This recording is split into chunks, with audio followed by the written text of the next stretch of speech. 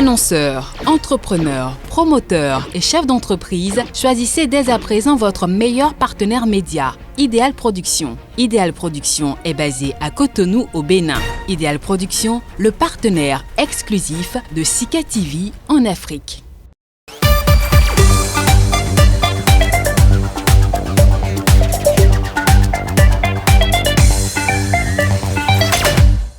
Dans une lettre ouverte publiée par le quotidien sportif AS, Zinedine Zidane a expliqué ce lundi avoir décidé de quitter le club madrilène la semaine dernière en raison de manque de confiance à son égard de la part de la direction du club. Je m'en vais car je sens que le club ne me donne pas la confiance dont j'ai besoin, ne m'offre pas le soutien nécessaire pour construire quelque chose à moyen ou long terme, a écrit l'ex-entraîneur français du Real de Madrid. Je connais le football, je connais l'exigence du club comme le Real. Je sais que quand tu ne gagnes pas, tu dois t'en aller. Mais tout ce que j'ai construit au quotidien, ce que j'ai apporté dans la relation avec les joueurs, a été oublié. J'aurais aimé que ces derniers mois, ma relation avec le club et avec le président Florentino Pérez eût été un peu différente de celle des autres entraîneurs. Je ne demandais pas des privilèges, bien sûr, mais un peu de mémoire, a poursuivi Zidane. Ce dernier a, rappelons-le, réalisé l'exploit de gagner 3 Ligues des Champions consécutives, 2016, 2017 et 2018, avec le club merengue lors de son premier passage sur le banc. Après l'annonce jeudi du départ du Real de Madrid de son entraîneur et compatriote, Karim Benzema l'a salué ce dimanche. En Espagne, Zizou a toujours été derrière moi. Il m'a toujours soutenu, aidé à atteindre le niveau auquel je suis aujourd'hui. Donc, je le remercierai tous les jours. C'est un très grand entraîneur. Il a gagné beaucoup de trophées et sur le plan humain, c'est l'homme parfait, en tout cas avec moi. Je dirais le mot magnifique. Déçu qu'il parte du Real, mais après, c'est comme ça, la vie continue, a expliqué l'attaquant du Real de Madrid.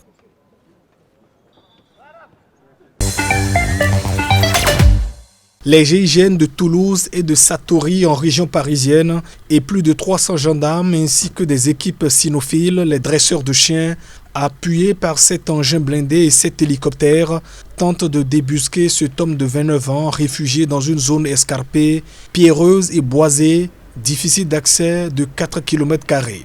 L'ex-militaire qui a été dans l'armée de 2011 à 2016 et a appartenu au régiment d'infanterie de Brive dispose d'une arme de grande chasse, une arme puissante et qui est effectivement une arme dangereuse, avait précisé dimanche à la presse le général André Pétillot, commandant de la région de gendarmerie de Nouvelle-Aquitaine. Après les ratissages la nuit dernière, les fouilles ont repris ce lundi matin, ce qui perturbe le déplacement des habitants. Plus de 24 heures pour trouver une personne, c'est dur à digérer quand même, parce qu'il y a plus de 200 flics. C'est dur. Moi je suis malade, je suis obligé d'aller me faire aller chercher de la boisson fraîche. Et là, ils me disent que je ne pourrais pas rentrer, je ne rentrerai pas. Le drame avait commencé dans la nuit de samedi à dimanche. Cet homme, dont la photo a été rendue publique ce lundi par la gendarmerie, est déjà condamné 4 fois pour des violences conjugales sur son ex-compagne, mère de ses 3 enfants. Il se présente au domicile de cette dernière et commet des actes de violence sur celle-ci et tire sur son nouveau compagnon sans l'atteindre, selon la gendarmerie. Dimanche soir, la procureure de Périgueux a annoncé l'ouverture de 2 enquêtes distinctes. L'une pour violence sur son ex-compagne et tentative d'homicide sur l'homme qui était avec elle, et l'autre pour tentative d'homicide sur personne dépositaire de l'autorité publique, c'est-à-dire les gendarmes.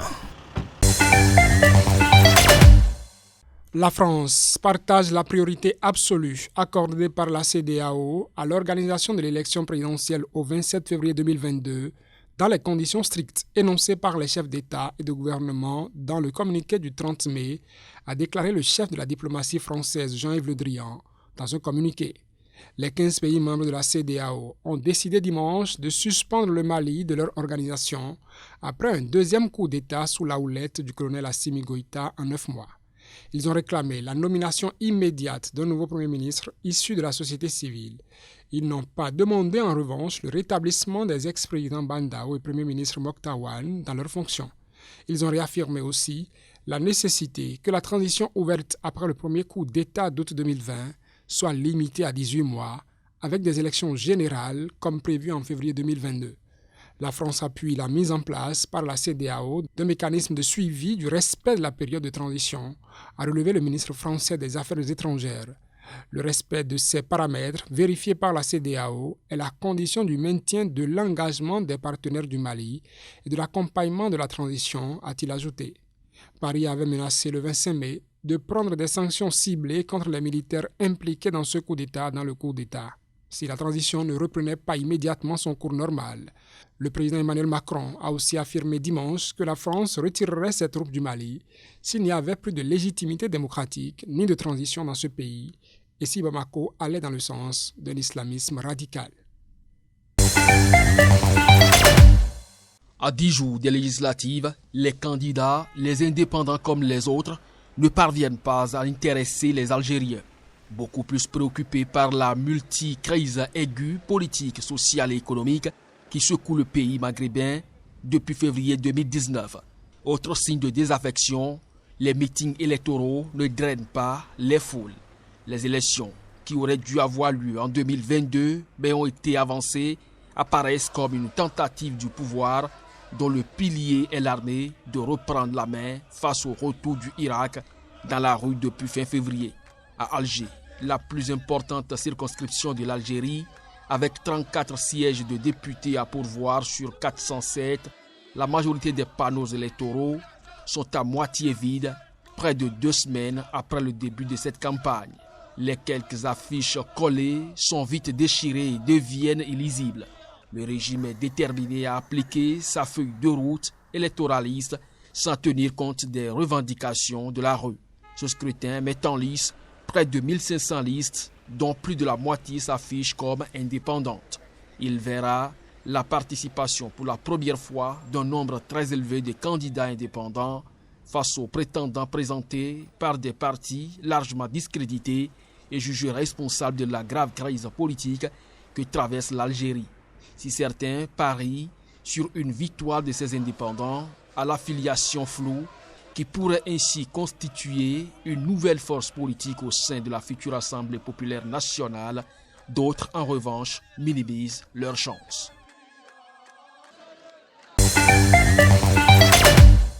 Le gouvernement et des représentants des manifestants ont achevé ce mardi à Bogota une nouvelle journée de pourparlers, mais sans aboutir à un accord pour trouver une issue à la crise sociale en Colombie. Plusieurs séries de pourparlers entre le gouvernement du président conservateur Ivan Duque et le Comité national de grève ont eu lieu depuis le 7 mai dernier, sans pour autant permettre de trouver un accord préalable pour entamer des négociations sur le fond.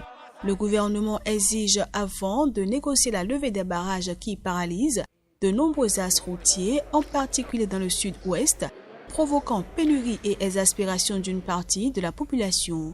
De son côté, les protestataires réclament une condamnation officielle des brutalités policières et des garanties pour manifester en sécurité. La Conferencia Episcopal Colombiana.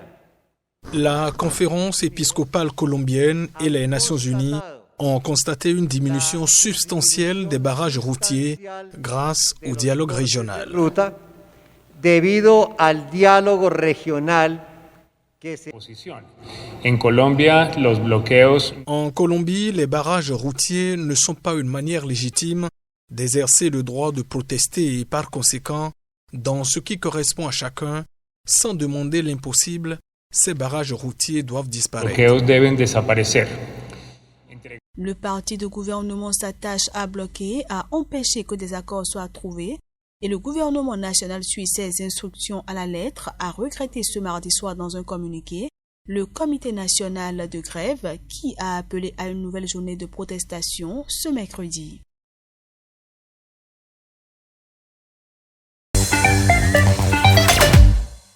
Fatih Bachaga, 58 ans, faisait partie du gouvernement qui a cédé le pouvoir en mars au cabinet de transition, mais il reste une personnalité influente. Il n'a pas confirmé explicitement son intention de briguer la présidence lors du scrutin programmé pour le 24 décembre, mais a reconnu y penser.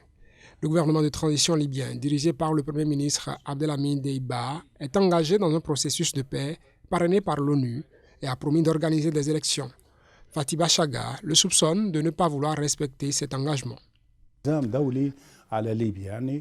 Maintenant, il est clair que le gouvernement actuel préférerait ne pas avoir d'élections, mais c'est un engagement qui doit être mené à bien. En ce qui concerne les élections parlementaires et présidentielles auront lieu en même temps. Et pour la première fois, le président sera élu au suffrage direct.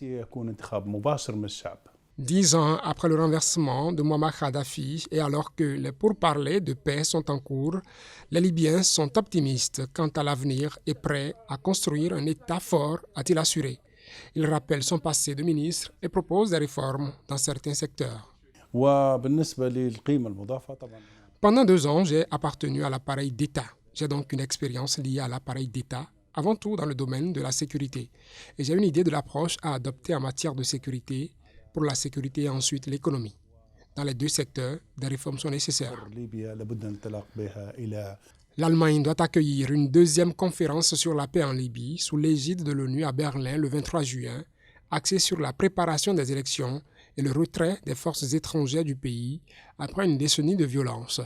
Une trêve officielle est en vigueur depuis octobre, mais l'envoyé des Nations Unies pour la Libye, Jean Kubis, a prévenu que les progrès concernant le retrait des forces étrangères et l'unification des institutions divisées étaient au point mort. Twitter may have its own rules. Twitter peut être ses propres règles, mais ce n'est pas une règle universelle. Si le président, où qu'il soit dans le monde, se sent très mal et préoccupé par une situation, il est libre de l'exprimer.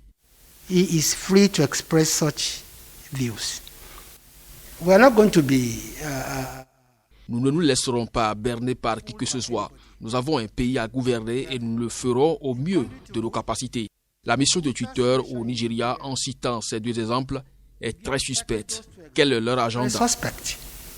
What is their agenda?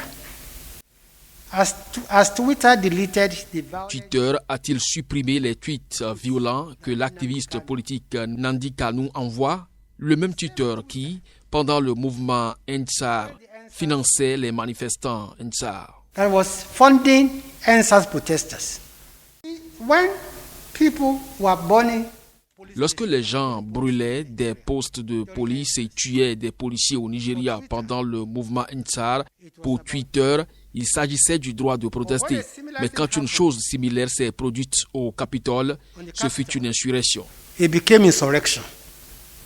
Any organization that gives directives, toute organisation qui donne des directives à ses membres pour attaquer des postes de police, tuer des policiers, attaquer des centres correctionnels, tuer des gardiens, ne croyez-vous pas que Monsieur le Président n'a pas le droit d'exprimer sa consternation et sa colère à ce sujet? is dismay and anger about that?